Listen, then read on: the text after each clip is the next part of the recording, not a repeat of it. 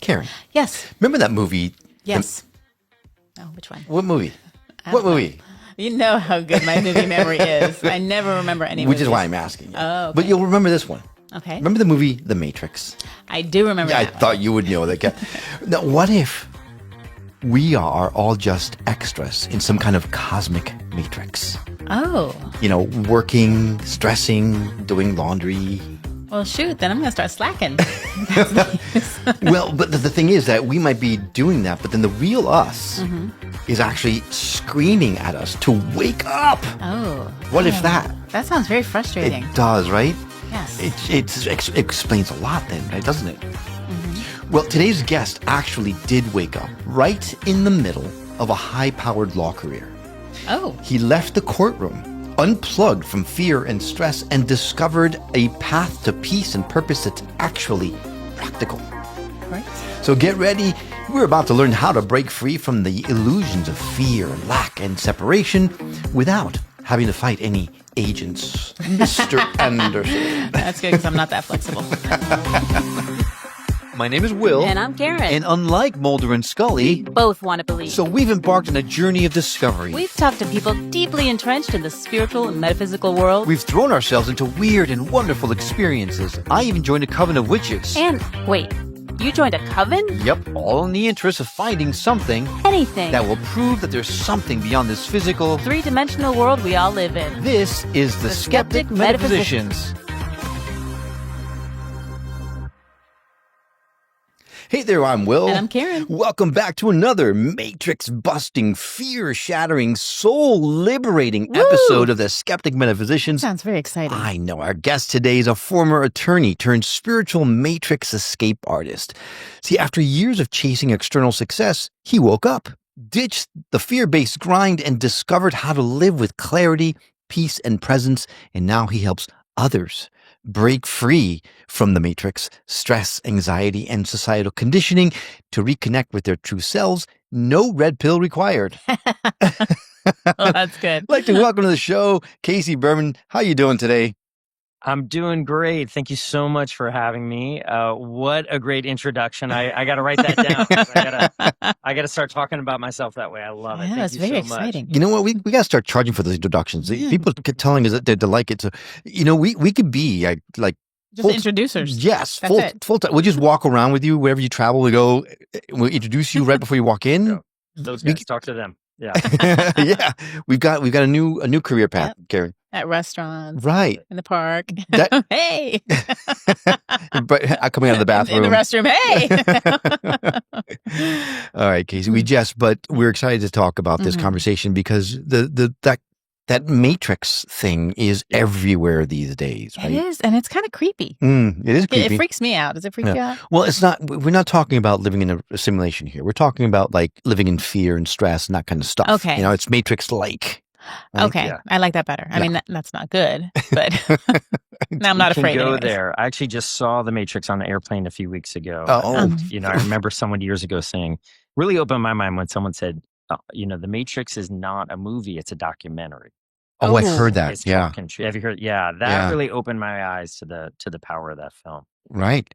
So let's talk about waking up, right? The wake up moment. You said that becoming a parent, when I researched you, you mentioned that becoming a parent really changed everything for you. So take us back to that time in the late 30s, early 40s when you suddenly said, whoa, wait. Yeah. In your late 30s, not the late 30s. In his late 30s and and 40s. Right. The moment where you went, whoa. Whoa. No, it's true. And I'm 51 now, and I did have my daughter in mid 30s and a son a few years after that. And I will, not law related, but I will remember there was one moment. I was an avid reader of the newspaper my whole life. And I'm old enough to remember just the papers and would read it in the morning. And when it come in the afternoon in San Francisco, the Chronicle, the Examiner. And then I started ordering the New York Times, really enjoyed it. And I'll never forget that my daughter is in a high chair, maybe 8 months, 10 months. I forget. Now I forget. But she's in the high chair. We're at our home back in the day. And I'm reading the New York Times. And on the top right, it always says, all the news that's fit to print. Right. And here I'm looking at the sweetest thing in the world, my little daughter. And then I'm looking at the New York Times. This is 2008. and it's coup, murder, politics. There's not a good thing at all on the front page, on the pot, below, above.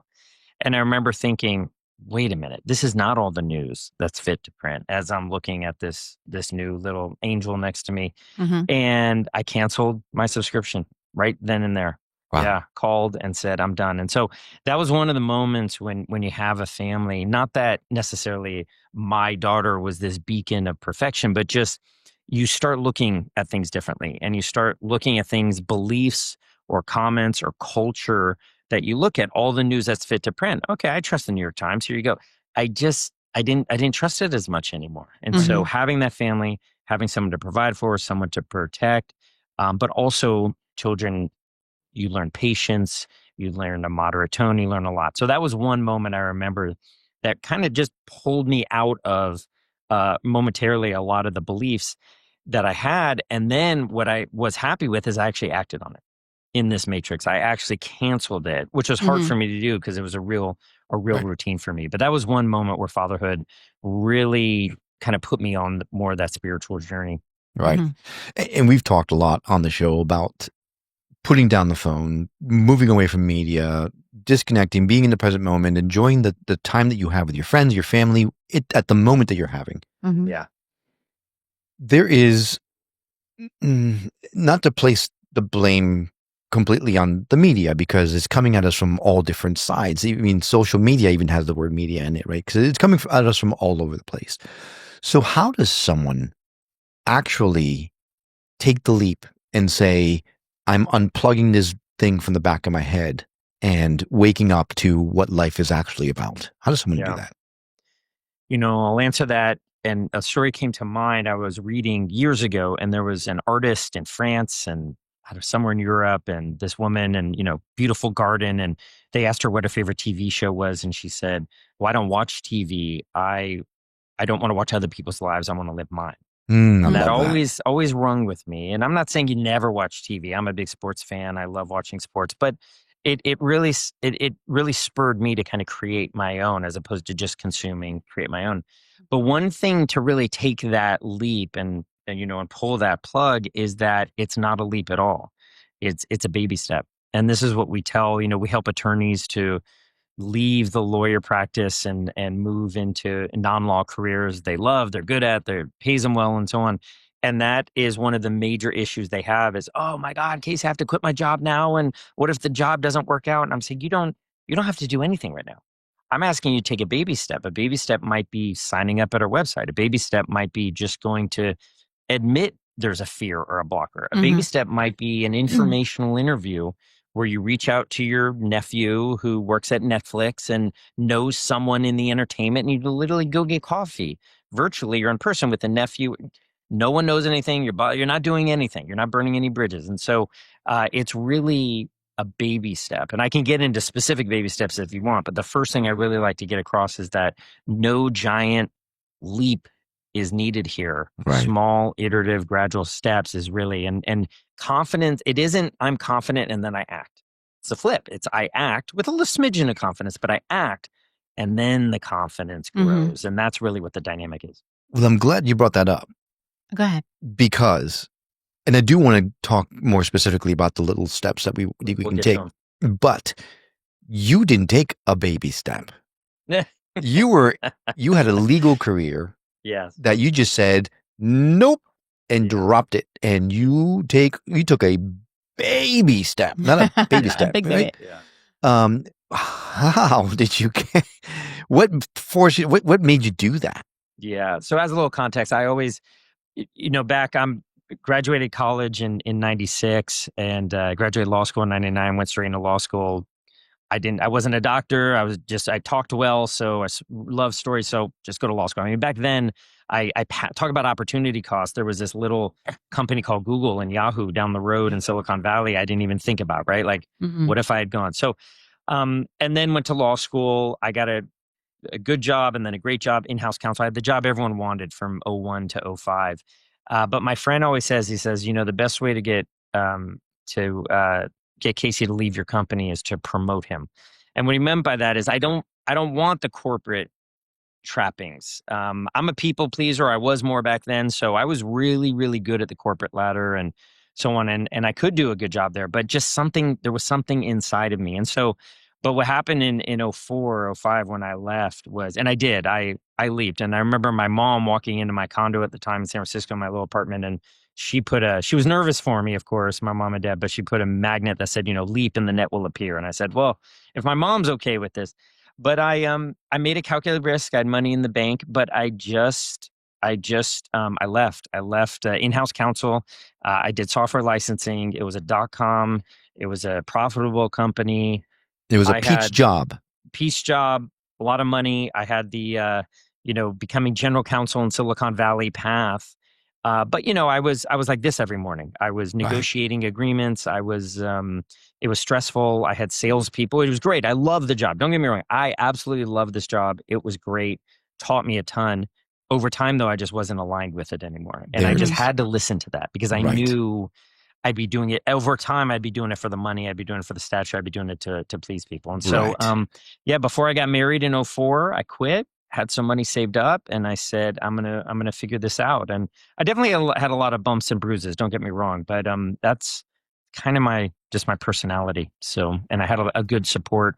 My fiance, my now wife, was very supportive. My family, and so I had support around me. But yeah, it wasn't easy at all. But it sort of felt to me like, to the point of the Matrix, there was just this voice I was just listening to. I couldn't not do it.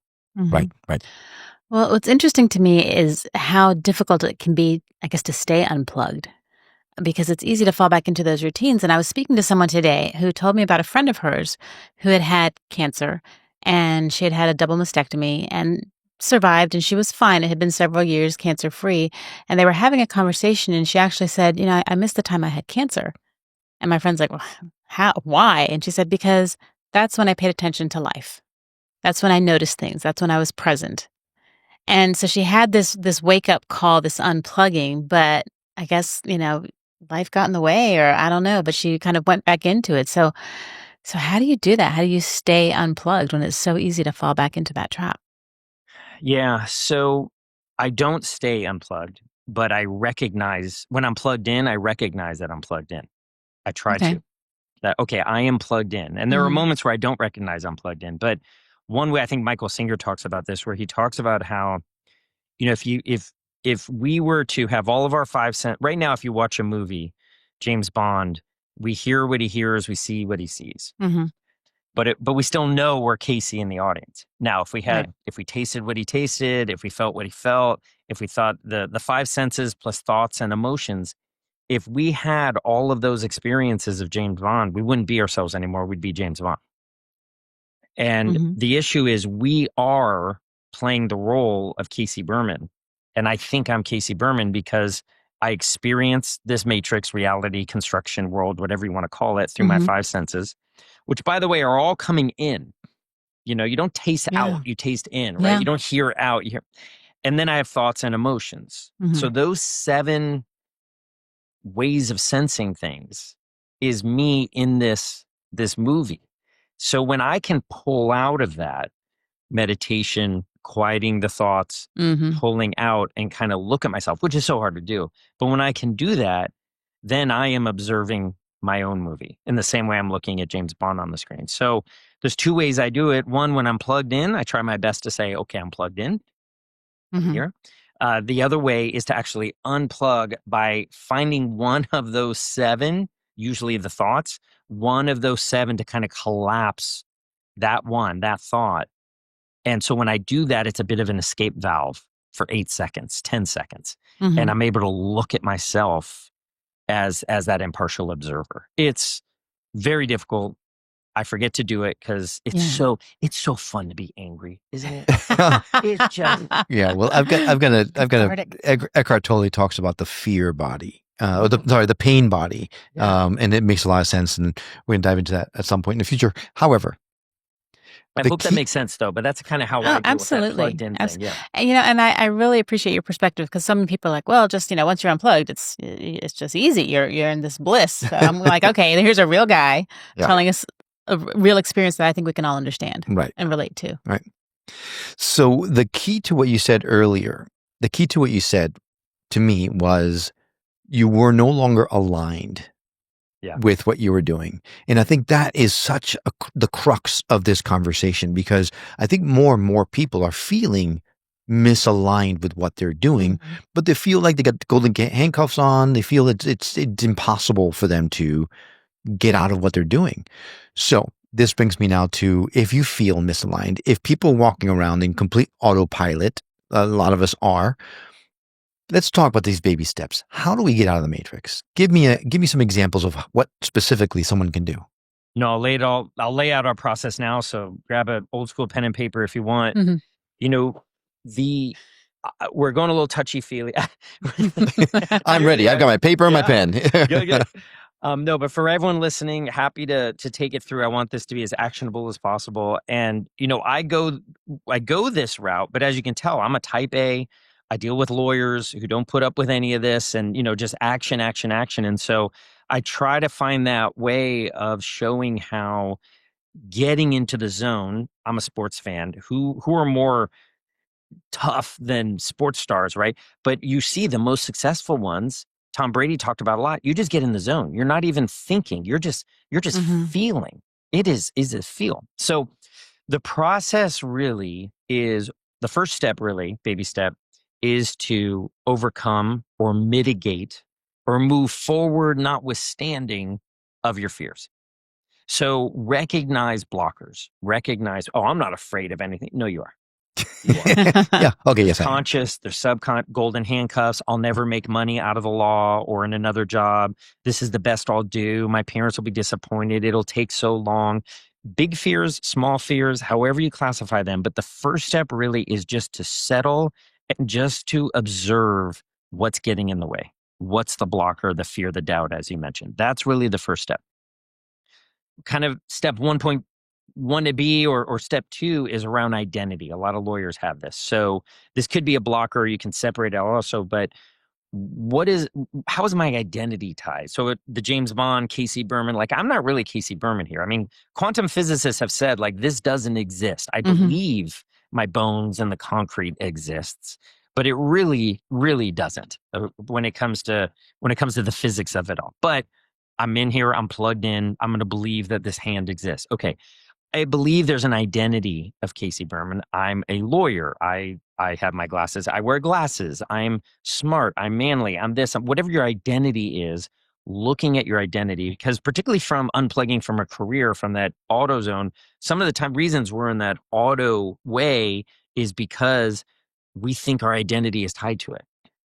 Well, I'm miserable as an attorney, but I love telling people at a cocktail party I'm a lawyer. First of all, you don't go to cocktail parties anymore. You're working every weekend. But there's that identity, right? So, and even non-lawyer, just anyone. I'm a podcast host. I'm a creator, whatever it is, identity. Okay. The third step, hopefully I'm not going too fast, but the third step is very important. Now, this is once you kind of get the blockers and what's going on here, what's the framework, what's the environment, the sandbox, if you will. What am I good at? This is what we call your unique genius, your skills and strengths and enjoyments. And we do an audit them. There's 3 questions. I'll say it slowly. Ask your network, what am I good at? Compliment me. Second, what advice do you come to me for? Besides legal advice or accounting advice or whatever. And third, what have I done or what do I do for free? Those get to what you enjoy, what you're good at, and how you add value. Gather all of these traits. Casey, you plan parties well. You're the one with the good music. You're the one who puts IKEA tables together. You're the one that's always great at conversation. You listen well. You're empathetic. You're great whatever they say about you. Okay. You gather it all, and we do this in Leave Law Behind, but we have buckets. You just kind of organize it. And it's kind of qualitative, but interpersonal or schmoozer, or I'm the more behind the scenes, however you want to organize it. Now you have sort of this skeleton of where your skills and strengths fall. If you have no skills and strengths under schmoozer networker, guess what? You're not going to go into sales. If your skills and strengths are under air traffic controller, adult in the room, okay, let's look at compliance. Let's look at trust and safety. And so then what we do then, there are a lot of jobs that fall in these buckets. So the method of the madness is just to see your skills and strengths, how you've organized them. And that's how we organize it. You can organize it any way you want. And then match jobs that are calling for those skills and strengths. So I often say a job, if you remember Casper the Friendly Ghost, the only way to see that paranormal phenomena is to throw a sheet over it, or throw sand on it, or dust or something. Well, that's all a job is, because your skills and strengths are invisible. Do we really see detail-oriented? No. We see the results of it, but I don't see it. I don't taste it, right? People, persons, but jobs are that sheet or that sand that give form to your invisible skills and strengths. Right. So you do this audit of your skills and strengths. There's a few more steps, but I'll stop there in case you have any questions about that. Yeah, no, a statement that I've been taking strength assessment tests and personality assessments and all, trying to figure out where do I fit in. Never once did I consider asking my network those questions. 3, 5, 7 people. That's wow. That's amazing. And I hadn't thought of that at all. Now I know what I'm going to do tomorrow. I have the script. I can send, or I can post it for you. There's a script you can use. Some will say, thank you, by the way. Some will say, oh, touchy feely. I don't want, okay, fine. Don't do it. Most people, if not all, will say, I am honored. I'm more than happy to give this to you. Oh, that's very cool. So if you're listening right now and you would like to give me some feedback, now they probably don't know me well enough, right? Oh, why not? Just a thought. Anyway, because I don't have a lot of friends, so I just figured, people would listen to me. I have friends. Oh my gosh. Well, I could do a quick unique genius analysis on you if you'd want. The banter. You're very quick, right? You're a storyteller. You're very quick. You think quickly. Extremely empathetic. I assume I'm just meeting you now, but extremely empathetic. Probably you can do the details if you needed to, but I don't know if detail oriented is like what you should be, the tip of the spear, if you will. So I could go on and on, but these are some that I'm just picking up. Wow. Right. Okay. Wow. I don't know if I fit, but maybe, but like that'd be an example where someone would say boom, boom, boom, and list all of that out. The good thing is some of it you're going to nod your head and go, oh, I knew that. Right. One, that confirms it, makes you more confident. But two, there will be new things they'll tell you that you didn't know you were good at. And right. Say, like your blind spot, right? I had no idea I was good with chickens. So good at wrangling those feathery friends. As long as they're not greased pigs, I'm good. Sweet. Okay, so let me take the next 2 steps real quickly. All right, let's do it. Step. So you overcome your fears. Find out what you're really good at. Scouting report for any sports fans out there. Okay, then what you do is, like we said, you find the jobs that align with it. Okay, so a sales job, calls, schmoozer thing. If it's we have a bunch of jobs. I'm happy to send more info, but you find jobs that align with, that call for your skills and strengths. Because remember, a job description is really just a call for help. We need help. We have a pain. We have a gap. And then finally, you get out there and you network. Now, before I say the networking word, which I know everyone, I'm not saying go talk to everybody at the golf club and schmooze.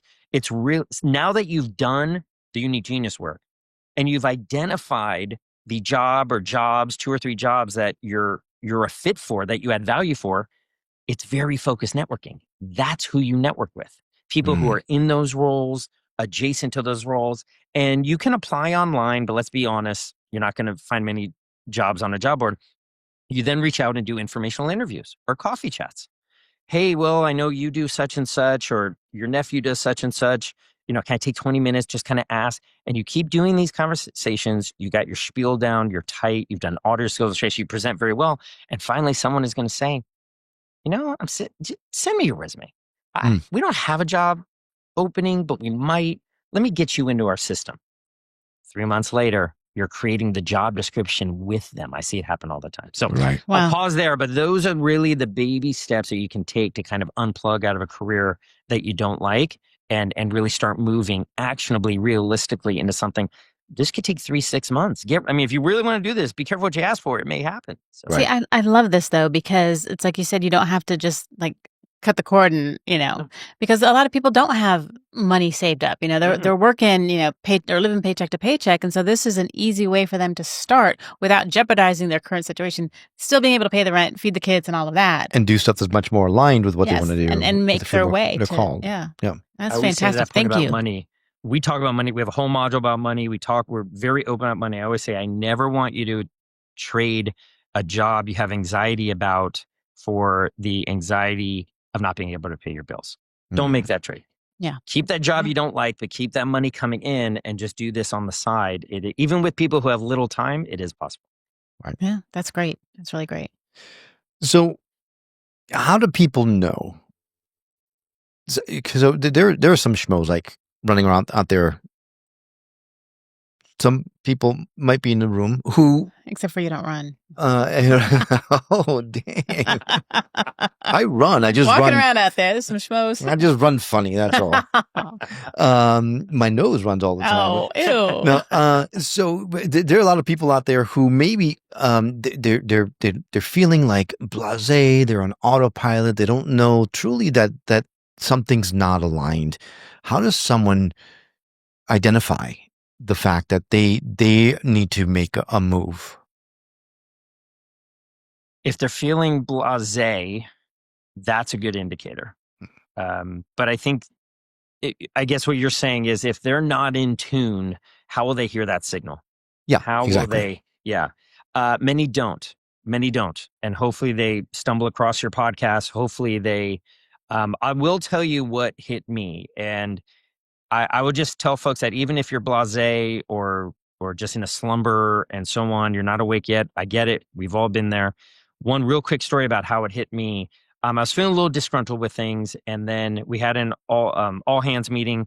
I was in San Francisco. We had our headquarters was in London, and flew there. They had a bunch of people, everyone meeting each other, and they put our name tags, and they had our department on there. And I was in-house counsel and VP of operations, and I was under the admin group. Now, no knock on anyone who does administration or admin. It just wasn't for me. And when I saw the words admin, administration, is that what I did? I said, oh, that got me. And because I knew that I wasn't aligned with that. Mhm. For me, I wanted to be in front of the customers. I wanted to be listening to people. I wanted to speak. I wanted to be creating something. And again, no knock on admin operations. That's needed. It's definitely just wasn't for me. And so I got great teaching in operations. I got that great grounding, great role. But at that point, it took me about 9 months later before I left. But at that point, I was listening as much as I was just kind of in a stupor. When I saw that on my name, it woke me up. So sometimes be open to the smallest things that can get you out of that blasé vibe. So then what would you, so let's talk about the blasé vibe. It's not terrible. It's not great. Meh, it's easy. I'm in this rut. I'm fine. What would you say to someone? Like, what's the best thing that has happened for you or the feeling that you've had since you've gotten unplugged? Like, what would make it worth it to someone to make the effort if they're just like coasting along, they don't really care? So this is going to sound weird, but the best thing that has happened to me is personal responsibility. And what I mean by that is I learned that the flip side of a right is responsibility. So we have a right to free speech, but you can't say it can't yell fire in a crowded theater, right? Mhm. That's an obvious example. But we have a right to entrepreneurism and hustle and leaving all and doing what you want to do. The responsibility is work, get up in the morning and do it. We have a right to do a podcast, but the responsibility is all the work that, for instance, YouTube do behind the scenes that none of us see, right? And so there's that responsibility that goes with it. And it is nerve-wracking. It's scary. I mean, I past week or 2 or 3, I have had some very unmotivated times. Mhm. And I am just, what's going on with me? Mm. And and I've had to get out of it by literally writing this small email or something. And it led me to working late in the evening, which was fine. But I'm getting done at 8:30 p.m. when I should have been done at 3:30 p.m. because Mhm. so it's that responsibility aspect that I know sounds crazy, and a lot of people don't want responsibility, but is just so it's so empowering for me. Now I think in a much less dramatic way, I think what's great for me is that there's a freedom about it. I have a lot of work to do, don't get me wrong, but there's a freedom about how I create my day.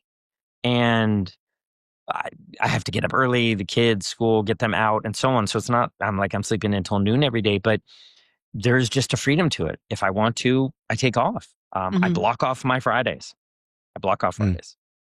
I do some work, but I just blog off. So it's these little day-to-day things. One last thing, I play baseball here, believe it or not. I'm way too old for this, but there's a league here, a men's league. We have uniforms and everything. It's Oh, I'm great. so I love jealous. it. I'm Yeah. so jealous. My wife always says, don't hurt yourself, But one guy said to me, he's like, come on down, we're doing some practice. I was like, I can't, I can't make it. I have something. And he says, Casey, you don't have a job. You don't work. Come on, Oh, but I took it as a compliment because Right. they don't even know what I do. right. I create content. I'm on a phone. I work in my house somewhere. Like, what does this guy even do? Right. So Mhm. one of the cool things is having people going, what do you do? Right. Like, I can't even get my arms around it. So those are some of the perks or some of the things Yeah. I enjoy after unplugging to a certain extent. I think that freedom is that make really sense? attractive Yeah. to a lot of people. No question. So that brings me to my next point, my next question. What if what you're being called to do, what you're more aligned with, is not a job, but rather it is to be a digital nomad or to travel around the world and help people with their spiritual awakenings or whatever it is? Mhm. How does someone move into that space if that's what they're being called to do? So there's a few things to think about. Remember, unique genius. What are your skills and strengths? Because people will say, what should I do? And they'll say, I want to go into media. I want to be a digital nomad. Okay, that's not what you're doing. That's the sandbox you're playing in. That's the industry you're in.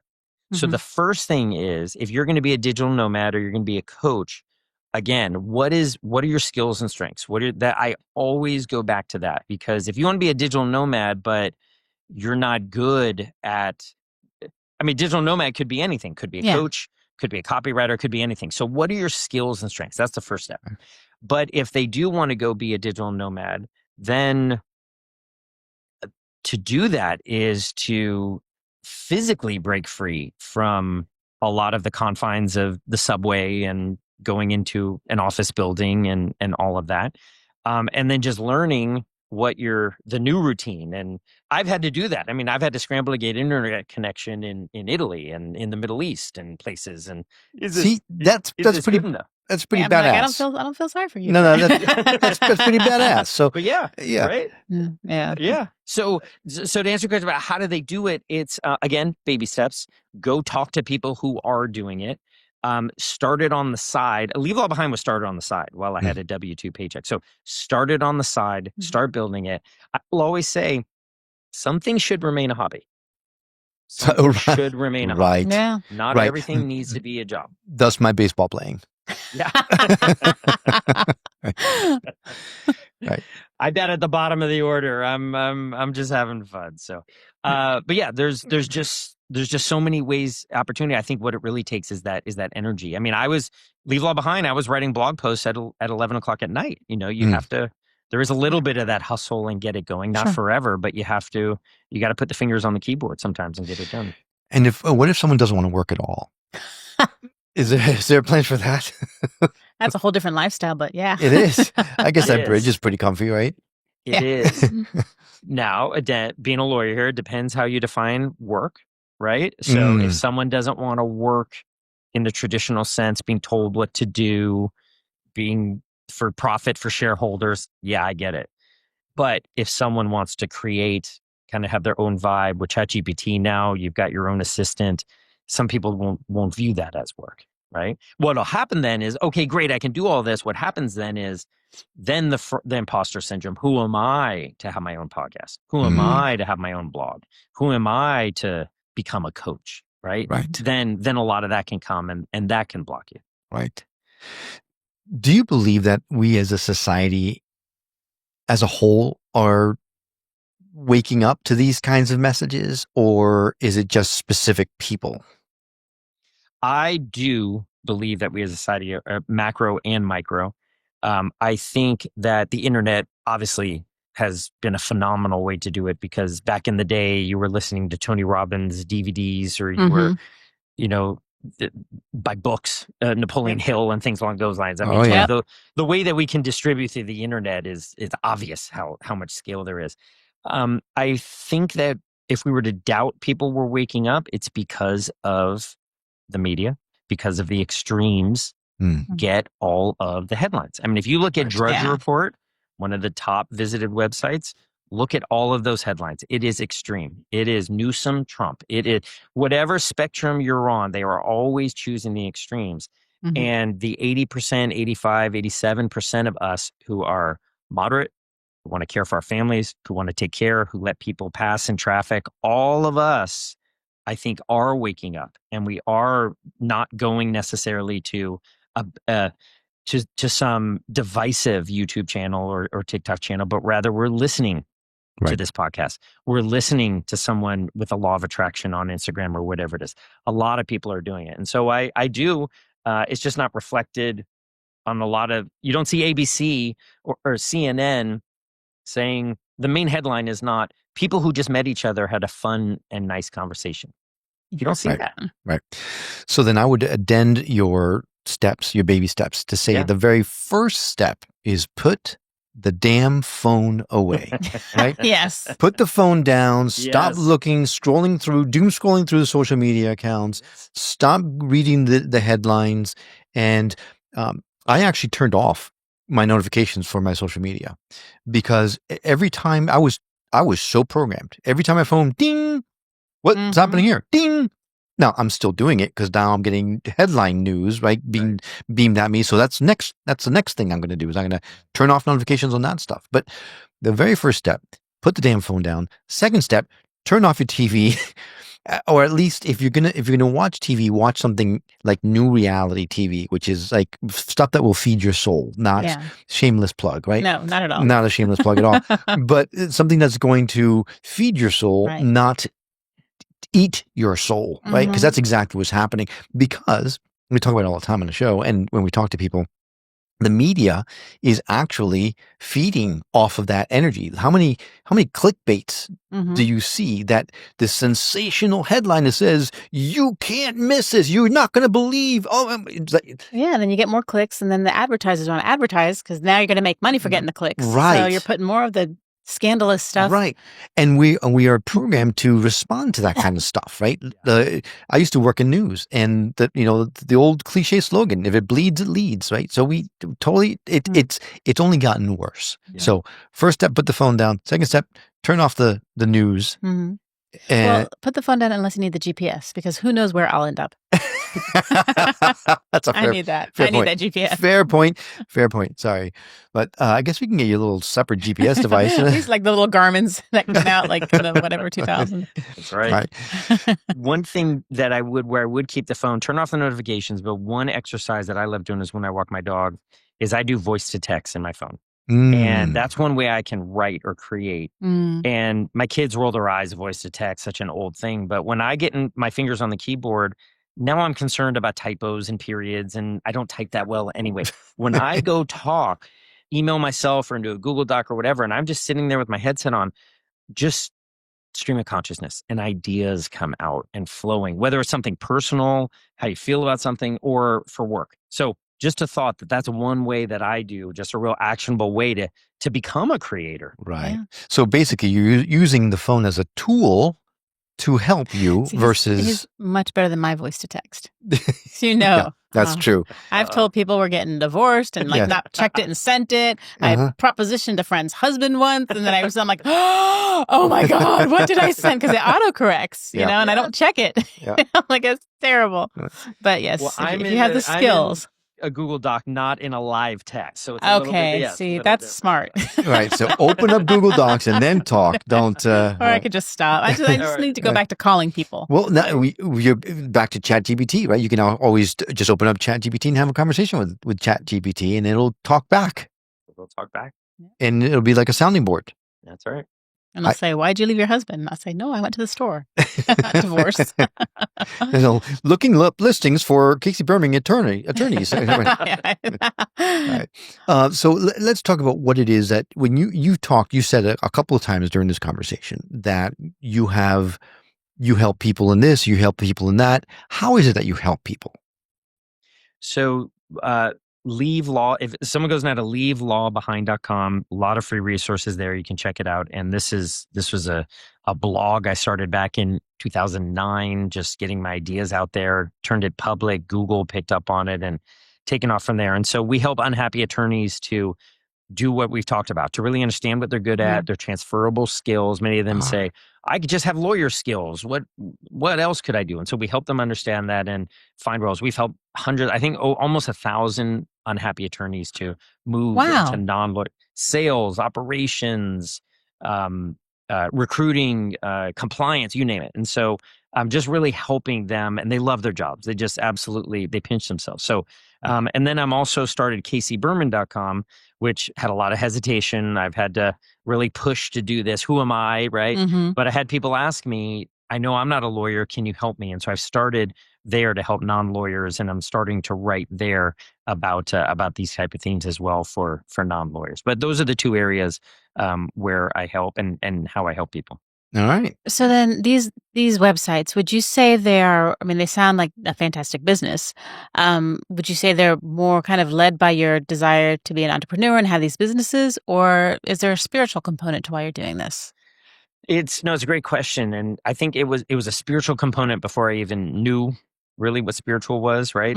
I was just writing. I was using Blogger at the time, or WordPress.com at the time. And I just started just getting my thoughts down. I don't even know what compelled me to do it. I said, I just want to write about what I'm doing, which was at that point, I was a few years out of being a lawyer. And so I just started writing, and I just kind of did it for myself. And, at that point, I'm actually creating a new web page for Leave Law Behind, some marketing material. And I'm thinking like, wait a minute, where am I coming from? Am I coming from a business marketing standpoint, just get this done? Or is this coming from me?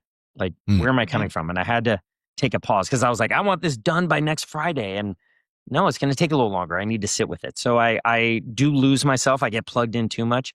But both businesses have a very spiritual kind of, this is just what I want to share type of vibe with it. So thanks for asking. Yeah. I got to ask the question just out of curiosity. Sure. You're a parent. How has this awakening changed the way that you parent your kids? Yeah, that's a great question. So, my daughter is 18 now, and she has a gift for gab and enjoys storytelling and talking and presents well. And she's in a creative media class where they're filming. And she was talking about how good she was at this. And I'm beaming we're driving, and I'm just beaming as a father. And she said, I said, well, God, this is a gift you have. She's like, I'm good at it, but, mommy is very empathetic and understanding. And I listen from the other room on a lot of your coaching calls. Oh. And so I didn't really realize that, she was down the hall. I didn't know where she was. And she's heard me do a lot of my talking over the years. And so, it's one, I didn't realize it at the time, but doing these businesses has really rubbed off on my kids in that way, and helped them either see what they're good at or emulate that. Or also, I think they've understood the entrepreneurial need nowadays, particularly with AI. We're hearing all these headlines about entry-level jobs are going by the wayside. And so I've really said to my children, I don't want you too worried about jobs just yet, but let's create your own thing. Use AI. Don't get made redundant by AI. So, right. And also I think I've seen with my kids that there's a patience level with a very just distraught and tired and fearful 48-year-old attorney. In some ways has the same fears as my 8-year-old. And just having that level of patience, having that level of sympathy, empathy, compassion, but also a little bit of a push. I've seen those themes come up, not that a 48-year-old like an 8-year-old, but just similar types of responses from my side. I've realized that I've needed to respond similarly in both situations from more of that empathetic standpoint. Okay. Very cool. Well, there's that core humanity that we all have. And it manifests most of itself in us. such- Core humanity. That's a better way of putting it. Yeah. Core humanity. Yeah. All right. Well, we're going to make sure we add those links to our show notes. So if someone wants to reach out to you and either Leave Law or Casey Berman, you can help them to find their way out of the matrix. I'm sure that a lot of people are going to appreciate that. So many. It's been great. Is there anything else you want to make sure that we talk about or we touch on before we say goodbye? I just want to say thank you for all you do, and just I've been a fan, and just listening. I learned something after I listen to every podcast. I listen when I go on my dog walks. When I'm not creating my own stuff, I'm listening to yours. But no, thank you so much for what you're doing, and I just think it's so important for people to. And put it this way, what I've heard is that you can either view this matrix reality, whatever, as a prison or as a classroom. And a good classroom, not the horrible classrooms people may have had back in the day, but let's assume a good one. Rulers on the knuckles, yeah. Yeah, exactly. Not those. But just like, what am I going to learn? So such and such didn't happen. What am I going to learn from it? What am I going to learn from it in this matrix? Also, what am I going to learn if I can kind of unplug? And so that's really helped me understand that good and bad are just constructs. It's just how we view things. So I just am really appreciative that you're kind of just keeping this at the forefront, this type of exercise and discussion. So thank you. Well, we appreciate you saying that. And I definitely need to clarify to the audience, we did not prompt him to say that. This is not why I asked him that question. So I should put down this paper. I didn't. The poster? I didn't really. I don't think I had anything much more insightful to say. So I just wanted to express my gratitude.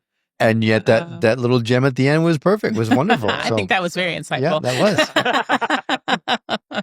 All right, Casey, thank you so much for being on the show. This has been wonderful. And for what you're doing, it's just fantastic. And I know you're going to help so many more people. Definitely. Well, I appreciate it. Thanks for having me. Okay, well, that does it for this episode of the Skeptic Metaphysicians. Thanks for coming along on this journey beyond the veil. If you're enjoying the ride, don't forget to visit us at skepticmetaphysician.com to dive even deeper into the world of metaphysics and spiritual awakenings. Follow us also on your favorite social media platforms. We're always sharing mind-expanding content and behind-the-scenes fun. And if you're craving connection with like-minded seekers, join our community. The link is on the show notes.